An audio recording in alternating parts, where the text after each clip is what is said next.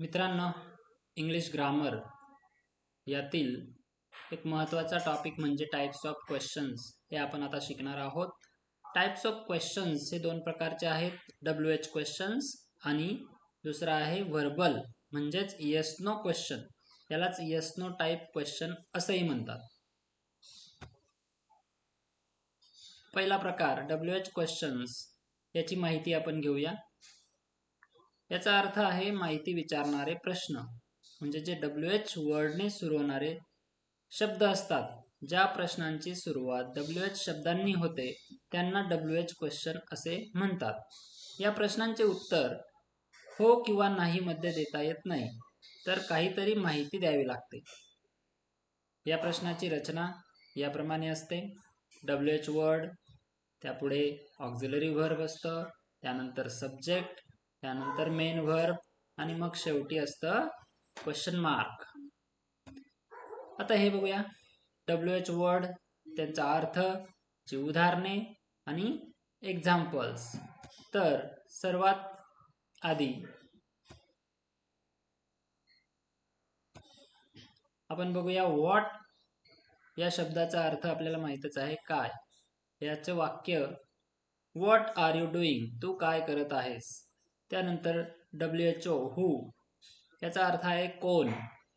प्रश्न who is your teacher, त्याचा मराठीत अर्थही दिलेला आहे, तुझे शिक्षक कोण आहेत. पुढचा शब्द आहे WH वर्ड व्हेअर. व्हेअर म्हणजे कुठे. याचा प्रश्न आहे व्हेअर डू यू लिव्ह, तू कुठे राहतोस. त्यानंतर व्हेन, व्हेनचा अर्थ आहे केव्हा. व्हेन विल दे कम, ते केव्हा येतील. व्हाय, व्हाय म्हणजे का. आणि प्रश्न आहे व्हाय आर यू लेट, तुला उशीर का झाला. पुढचा आहे WH वर्ड हाऊ. हाऊ म्हणजे कसे. वाक्य म्हणजेच प्रश्न आहे हाऊ डज दिस वर्क, हे कसे चालते. हुज, कोणाचे. हुज पेन इज दिस, हा कोणाचा पेन आहे. WH वर्ड पुढचा आहे हुम. हुम म्हणजे कोणाला. हुम डिड यू सी, तू कोणाला पाहिलेस. त्यानंतर विच, विच म्हणजे कोणते. Which colour do you like, तुला कोणता रंग आवडतो. हे आपण WH वर्ड्स, त्याचे अर्थ आणि त्याची उदाहरणे व त्या उदाहरणांचा मराठी अर्थ या स्लाइडमध्ये आपण शिकलो. हा स्लाइड शो पूर्णपणे मी बनवलेला आहे. आता बघा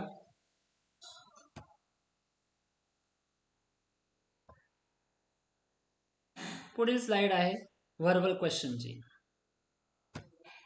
व्हर्बल क्वेश्चन्स यालाच आपण येस नो टाइप क्वेश्चन असंही म्हणतो. ज्या प्रश्नांची सुरुवात ऑक्झिलरी व्हर्ब्स म्हणजे सहाय्यकारी क्रियापदाने होते त्यांना व्हर्बल क्वेश्चन्स असं म्हणतात. यांचे उत्तर फक्त येस किंवा नो यामध्ये असते. याची रचना ऑक्झिलरी व्हर्ब सुरुवातीला असतं, त्यानंतर सब्जेक्टचा वापर होतो, त्यानंतर मेन व्हर्ब असेल तर मेन व्हर्ब लिहितात, शेवटी ऑब्जेक्ट आणि नंतर क्वेश्चन मार्क. बऱ्याच वेळेला ऑब्जेक्टच्या जागी कॉम्प्लिमेंट सुद्धा असतं. त्यानंतर पुढील स्लाइडमध्ये आपण ऑक्झिलरी व्हर्बची काही उदाहरणे बघूया. हे आहेत सर्व auxiliary verbs. am, is, are, was, were, do, does, did, have, has, had, can, could, will, would, should, may, might, must ही आहेत ऑक्झिलरी व्हर्बची उदाहरणे. आता या स्लाइडमध्ये आपल्याला पाहायला मिळेल प्रश्न रूपांतरण. प्रश्न रूपांतरण, इंटरचेंज ऑफ सेंटेन्सेस. एखादे विधान सेंटेन्स आणि त्याचा मौखिक प्रश्न म्हणजेच व्हर्बल क्वेश्चन एकमेकात कसे बदलायचे ते खालीलप्रमाणे. ए. विधानाचे प्रश्नात रूपांतर करणे. एखाद्या वाक्याचे सेंटेन्स टू व्हर्बल क्वेश्चन कसं करतात ते शिकूया. वाक्यातील सहाय्यकारी क्रियापद ऑक्झिलरी व्हर्ब उचलून म्हणजे निवडून वाक्याच्या सुरुवातीला ठेवावे. सर्वात आधी ऑक्झिलरी व्हर्ब सुरुवातीला ठेवायचे आणि ऑक्झिलरी व्हर्ब नसेल तर काय करायचे ते या पुढे काही उदाहरणांमध्ये दिलेलं आहे. He is a doctor. Verbal question आहे. Is he a doctor? या ठिकाणी बघा इज हा सहाय्यकारी क्रियापद सुरुवातीला घेतलं. त्यानंतरचं वाक्य आहे they have finished the work. Verbal question have ने सुरू होतोय. हॅव हे ऑक्झिलरी व्हर्ब आहे. Have they finished the work? अशा प्रकारे व्हर्बल क्वेश्चन तयार होईल. पुढील सेंटेन्स आहे शी कॅन स्पीक इंग्लिश.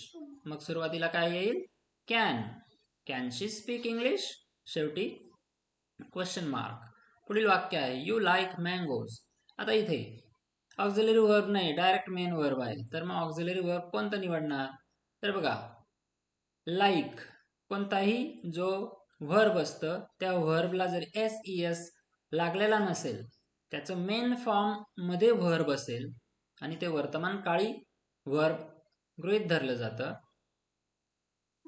तर त्या शब्दामध्ये डू हा लपलेला असतो. इट मीन्स काय की डू प्लस लाईक हा या एकाच शब्दामध्ये अंतर्भूत असतो. मग तो डू इथे वापरावा लागेल आणि डू वापरून व्हर्बल क्वेश्चन तयार होईल.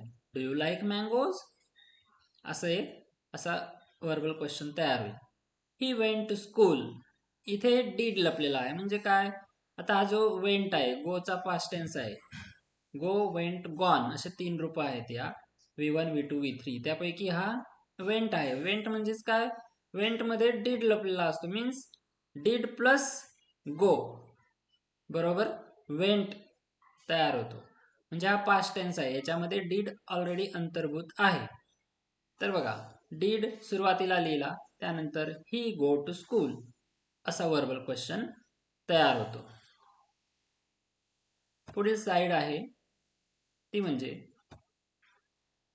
बी प्रश्नांचे विधानात रूपांतर करणे. आता प्रश्नांचे विधानात रूपांतर व्हर्बल क्वेश्चन टू सेंटेन्स हे करताना काय करायचं? सहाय्यकारी क्रियापद पुन्हा त्याच्या मूळ जागी कर्त्यानंतर ठेवायचं. बघूया आपण व्हर्बल क्वेश्चन. आता आर यू हॅपी यामध्ये सहाय्यकारी क्रियापद कोणतं आहे? आर. मग आर काय सांगितलेलं आहे? त्याच्या मूळ जागी म्हणजेच काय कर्ता सुरुवातीला येईल, त्यानंतर ऑक्झिलरी व्हर्ब येईल, त्यानंतर हे आहे कॉम्प्लिमेंट किंवा व्हर्ब असेल मेन व्हर्ब तर ते येतं. आता इथं कॉम्प्लिमेंट आहे डायरेक्ट, म्हणून वाक्य काय होईल मग? You are happy. Subject, auxiliary verb आणि कॉम्प्लिमेंट अशी या वाक्याची रचना होईल. तर प्रत्येक ठिकाणी बघा सब्जेक्टच्या नंतर ऑक्झिलरी व्हर्ब ठेवायचं म्हणजेच आपलं वाक्य बरोबर येईल. पुढचं आहे verbal question will it rain today. आता याचं वाक्य कसं तयार होईल? इट सुरुवातीला घेतला, त्यानंतर हा विल त्याच्या पुढे लिहिला, मग वाक्य असं तयार होईल इट विल रेन टुडे. आता व्हर्बल क्वेश्चन पुढचा बघूया. Did she Singh a song. आता या ठिकाणी पहा सिंग आणि डीड हे दोघं आलेले, तर मग या सिंग आणि डीड याचं काय करायचं वाक्य तयार करताना? करता तर सुरुवातीला घेतला शी, तर बघा इथं एक्सप्लेनेशन पण दिलेलं आहे. डीड प्लस सिंग म्हणजे सिंग मध्ये डीड जेव्हा येतो तर तेव्हा त्याचं पास्ट टेन्स फॉर्म सॅंग तयार होतं. म्हणजे सॅंग मध्ये हे दोघं अंतर्भूत आहेत. मग हे दोघांच्या ऐवजी इथं काय घेतलं? सॅंग. मग वाक्य तयार झालं शी सॅंग अ सॉन्ग. बरोबर. आता पुढील त्याच प्रकारातलं वाक्य आहे, क्वेश्चन आहे, पण तो आहे प्रेझेंट टेन्स फॉर्म मधला, simple present tense. Does he play cricket.